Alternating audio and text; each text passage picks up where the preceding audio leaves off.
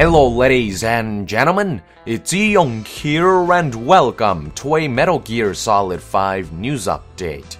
Recently, Kojima has spent the majority of his time in New York doing interviews with sources such as Famitsu, Polygon, Kotaku, Giant Bomb, DualShockers, and IGN. All that information has finally been released. Nothing mind-blowingly new, but still some interesting new information that will surely appease your appetite. The most interesting tidbit came from an article by Famitsu, which was translated by NeoGAF user Duckroll. The first topic revolved around what Kojima means by Ground Zeroes being a prologue to the Phantom Pain. In terms of gameplay, it's meant to be like a tutorial, but in terms of story, he described Ground Zeroes as a pre-title sequence of a Hollywood movie, in which something major happens to catch the audience's attention before the main story begins. Now, of course, video games last much longer than movies, so even a pre-title sequence style of prologue would amount to a few hours of gameplay. He then proceeded by describing some of the conditions in which players will be tackling missions. He stated that the main mission content in Ground Zeroes would be limited to the rainy night setting, which I find rather strange considering this scene with Paz, which seems to be part of the main story, happens during the daytime. As for side ops, certain missions will occur during specific weather conditions and times of the day. Kojima reiterated that there is no dynamic weather conditions or day and night cycle in Ground Zeroes. However, these features will be present in the main game, the Phantom Pain. The interview proceeded with further conversation in regards to the Phantom Pain. According to Kojima, it will feature the full range of expanded features carried over from Peace Walker, such as base building and recruitment, most of which will not be featured or heavily emphasized in Ground Zeroes. In other words, Ground Zeroes will not contain features such as the Fulton recovery system, which will make a return in the Phantom Pain, but Kojima did state that the prologue will allow players to rescue optional captives via the helicopter for certain rewards and advantages. Another interesting feature of the Phantom Pain is its ability to carry over save data from Ground Zeroes. Players can receive benefits for the main game based on extra stuff that they do in the prologue. Unfortunately, what these benefits are was not specified, but Kojima did state that he wants to ensure that those who play through Ground Zeroes before the Phantom Pain are rewarded accordingly through in-game content, whether it be through this save carryover system or through other means that he's still discussing with his marketing team. Speaking of marketing, I know many of you have been wondering why Kojima decided to split Metal Gear Solid 5 into two releases. Kojima answered this question by admitting that development for the main game is taking a long time due to its large amount of content, and he wanted players to be able to at least experience the new Metal Gear Solid by releasing the prologue segment earlier, especially since, according to an interview with website Kotaku, fans were clamoring to play something early.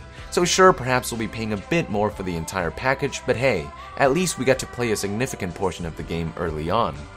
This is as far as the Famitsu translation goes. If anybody can read Japanese and would like to help the NASIAN translate the entire article and check if there are any other important information, I have provided a link to the Famitsu article in the description below. Anyways, let's move on by talking about information revealed through other sources. In an interview with website Polygon, Kojima emphasized that he does not believe that Metal Gear Solid 5 will deviate too much from its predecessors or that it's making any radical changes. Rather, he believes that new features like the open world, reflex mode, tagging, etc. are simply a natural evolution of what stealth action is. So for those worried that MGS5 is deviating too much from what we originally fell in love with, I hope this statement by Kojima will help you rest easier.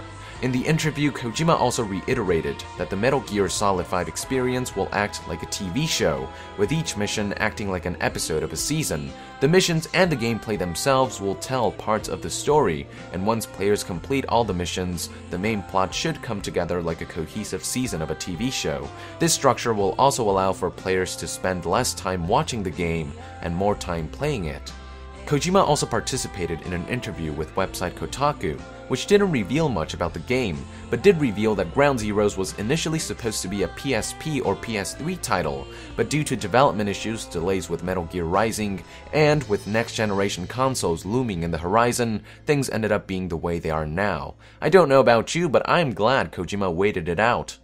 Next up is information from an interview with website Giant Bomb, during which Kojima talked a bit about the length of Ground Zeroes. Kojima admitted that Ground Zeroes by itself, being a prologue and all, will not be as long as previous entries in the franchise, which is why it's being sold at a cheaper price, but it will feature one giant main story mission along with various side ops missions, all with their own sets of trials and challenges to complete and items to collect to keep players coming back again. Further adding to the game's lasting appeal is the fact that these missions can be replayed with different approaches thanks to its open world nature and game design. Kojima also further expanded on types of side ops in an interview with website IGN, talking about how the game will not only feature open world infiltration missions, but also linear missions with more linear gameplay that aren't necessarily part of the open world. Unfortunately, he did not specify further, but perhaps one such mission will involve an aerial chase via chopper. We've already been hinted at being able to upgrade choppers and arm them with things like miniguns, so perhaps there is an on-rails mission in which players get to shoot down pursuing enemy choppers.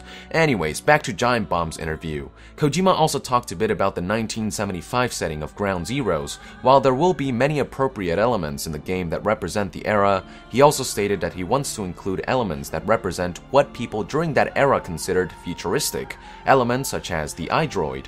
These futuristic elements will also be present in the Phantom Pain, of course. Kojima also talked a bit about how 1975 is Big Boss's Ground Zero, or the year in which his slate is wiped clean due to major events that occur at the time, which likely include the destruction of Mother Base and his 9-year coma.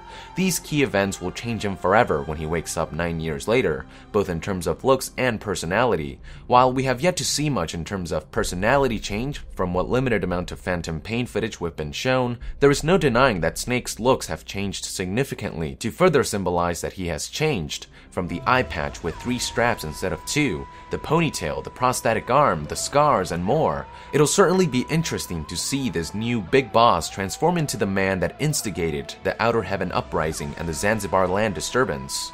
Anyways, next up is an interview with another Japanese website, GameSpark, which was partially translated by website DualShockers. In this interview, Kojima elaborated on the advantages of developing for next-generation hardware using a next-generation engine, stating that the newfound graphical fidelity allows him to better express Metal Gear Solid 5's theme of intolerance between different ethnicities. Before, differences between various races and ethnic groups could only be shown through skin and hair color, but now he can express these through subtle differences like the way one moves or through subtle facial expressions. Something else that DualShockers learned from the interview is that the cover art for the Western release of Ground Zeroes may not feature Kaz due to poor sales of Peace Walker. Kojima doesn't want people to go, huh, who's that guy? I honestly think that's a stupid excuse for dumbing down a cover art. The Japanese version here looks perfect. But this could also mean that the Western release will feature another render instead, perhaps the one featuring Big Boss wearing those badass goggles.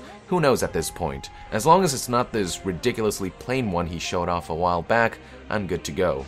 Next, let's talk about information revealed through website IGN. I've already talked about the revelation of linear missions that came about through the interview, but IGN also released a second video in which they talked about their impressions of a closed doors demo showing off the same TGS 2013 special mission, during which they confirmed that the tranquilizer gun is not the only weapon that will feature bullet drop. I have had my suspicions since the recently released English Ground Zeroes demo with developer commentary, during which the commentator said that using high-powered lethal weapons would minimize the bullet drop compared to the tranquilizer gun, but he never said that the bullet drop would be gone for good for these types of weapons. But with IGN's impressions video, it's confirmed that all weapons will feature an effective weapon range, indicated by a crosshair that changes to red when targets are close enough and bullets are guaranteed to hit the target, or a crosshair that remains white when enemies are too distant, forcing players to modify their aim to compensate for the bullet drop. Last but not least, Hideo Kojima talked a bit about the changes that Big Boss undergoes after the events of Ground Zeroes through an interview with website GamerHub. He first reiterated that the reason he chose the title Ground Zeroes was because the events that transpire become a turning point for several key characters, one of them being Big Boss. According to Kojima, during the events of the Phantom Pain, he'll have a darker personality. He won't talk as much, he will hide his feelings, and more. And in order to convey this darker personality in a way that is still interesting, they had to hire an actor that would be able to express the new Big Boss not only through dialogue, but also through voice expressions, facial expressions, and subtle gestures, which is why Kojima decided to hire Kiefer Sutherland over David Hayter, the former who is an actor by trade. Can't wait to see how Kiefer's performance translates to our beloved character. And with that, I would like to end this news update, ladies and gentlemen. Thank you for tuning in. Let our nation know in the comments below your thoughts on some of these new information. And to be further updated on Metal Gear Solid 5, be sure to join the nation and subscribe to Young Yeah. I'll see you guys next time. Thank you very much, and Yong out!